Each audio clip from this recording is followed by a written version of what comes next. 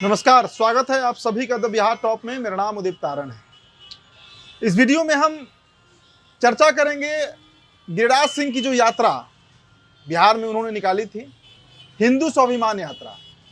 हिंदुओं के स्वाभिमान को जगाने के लिए, हिंदुत्व को जगाने के लिए एक यात्रा निकाली गई थी गिरिराज सिंह की तरफ से। बेगूसराय से वो सांसद हैं, उनका परिचय आप जानते होंगे, बहुत परिचय का जरूरत तो नहीं है। और काफी कटु बोलते हैं, कड़वी बातें करते हैं जो शायद कुछ लोगों को बहुत मीठी भी लगती होगी, लेकिन एक बड़ा तबका ऐसा है जो शायद गिरिराज सिंह की बातों को पसंद नहीं करता है।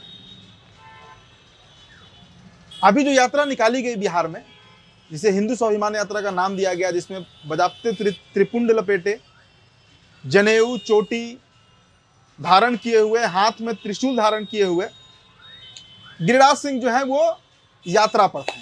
और ये दावा कर रहे थे कि बिहार का वैसा इलाका, जैसे सीमांचल हुआ, मिथिलांचल का बेल्ट है, आप भागलपुर पकड़ लीजिए जो आंध्र प्रदेश है, ऐसे इलाके जो मुस्लिम बाहुल्य है, वहां पर हिंदुओं के स्वाभिमान को बार बार चोट पहुंचाई जाती है। और हिंदू एकता करने के लिए कई बार उनके मुंह से यह बात निकला गिरिराज सिंह की इस यात्रा के दरमियान कि बटेंगे तो कटेंगे। इसका स्पष्ट मतलब समझिए कि गिरिराज सिंह दरअसल बिहार में जो यात्रा लेकर निकले थे, उसका मुख्य उद्देश्य क्या था और वो यात्रा कितना सफल रहा, या फिर कहीं वो बीजेपी को बैकफायर तो नहीं करेगा। बैकफायर का मतलब है कि कहीं वो बीजेपी को नुकसान तो नहीं पहुंचाएगा। इस वीडियो में हम यही चर्चा करेंगे। स्वागत है आप सभी का द बिहार टॉप में। मेरा परिचय आप जानते हैं, उदित तारण मेरा नाम है। अब देखिए, जो स्वाभिमान यात्रा निकाली गई उसके पीछे का उद्देश्य पहले समझना होगा। 2025 का विधानसभा चुनाव सर पर है। अगले साल विधानसभा चुनाव होने जा रहा है। खबर तो ये भी कभी कभी आती है कि नवंबर तक नीतीश कुमार इंतजार नहीं करेंगे, हो सकता है कि जनवरी फरवरी के समय तक ही चुनाव का ऐलान हो जाए। मतलब 3-4 महीने का समय अब बचा हुआ है। बीजेपी का इसे आप दुर्भाग्य कहिए, बदकिस्मती कहिए, या जो कह लीजिए कि बिहार में सत्ता में वो है लेकिन छोटे भाई की भूमिका में है। अपना मुख्यमंत्री बनाने का जो एक कुव्वत होता है, जो एक ताकत होती है, वो बीजेपी आज तक बिहार में नहीं ला पाई, नहीं संभाल पाई। अब इसके पीछे कई कारण हैं, उस पर अलग चर्चा होगी, लेकिन इस वीडियो में हमें समझना है कि गिरिराज सिंह का जो ये यात्रा है उसका मुख्य उद्देश्य 2025 के विधानसभा चुनाव को साधना है। अब ये साध पाएंगे या ये बैकफायर करेगा, पहले ये समझिए। बिहार राज्य का आप डेमोग्राफी समझिए। बिहार राज्य में आपको याद होगा, हम पहले आपको 3 लोकसभा का परिणाम बताते हैं, फिर आते हैं इस टॉपिक पर। सबसे पहले 1991 का लोकसभा चुनाव, मंडल का दौर चल रहा था, मंडल रिजर्वेशन आ रहा था, इधर सोमनाथ से यात्रा निकल रही थी। और उसी साल बिहार में, देश में मतलब, लोकसभा का चुनाव हुआ था जिसमें बीजेपी मात्र 5 सीटें जीत पाई थी, मात्र 5 सीटें। ये 1991 के आंकड़े हैं। और उसी साल जो जनता दल है उसने 31 सीट जीती थी। अब 1996 में देखिए वो बढ़कर 18 सीट हो गई, और 1998 में वो बढ़कर 20 सीट हो गई। तो 8 से 18 और फिर 20, ये मात्र 7 सालों के अंदर बीजेपी इतना बड़ा ग्राफ अपना ऊपर ले गई। इसके पीछे का कारण समझना होगा। और मैंने बिहार के डेमोग्राफी का चर्चा किया, वो क्यों किया है। देखिए, 1991 में बीजेपी मूलतः पार्टी किसकी थी? बीजेपी का फॉर्मेशन, बीजेपी का स्थापना, जड़ क्या है बीजेपी का?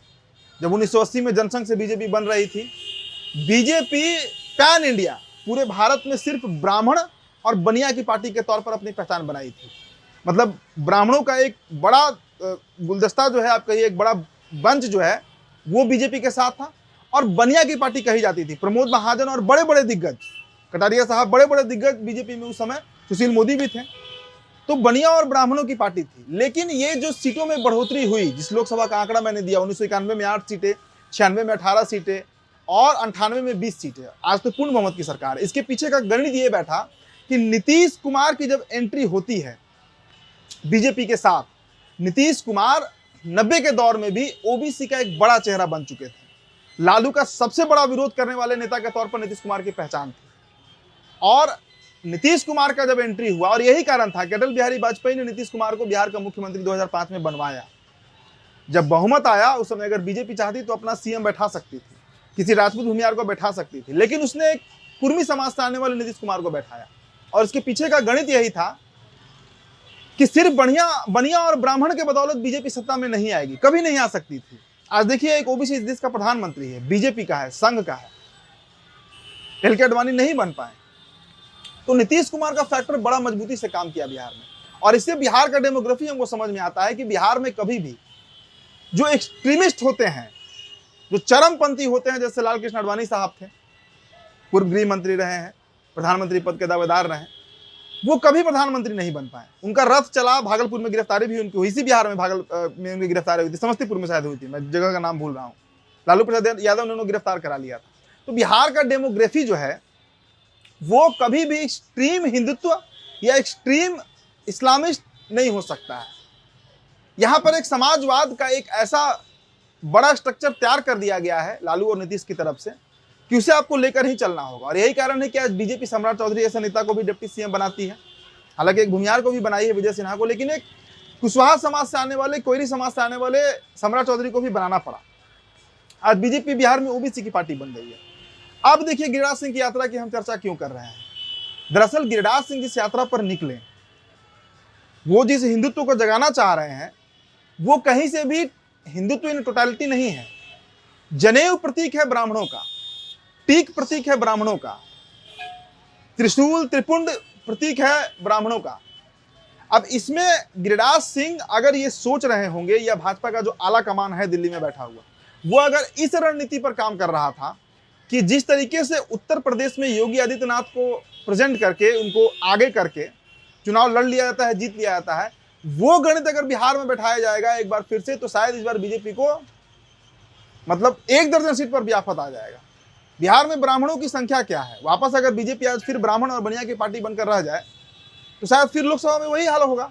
और देखिए ये 54 सीट जब था तब का मैं गणित बता रहा हूं, क्योंकि उस समय कंबाइंड झारखंड बिहार एक होता था, 91, 96, 98।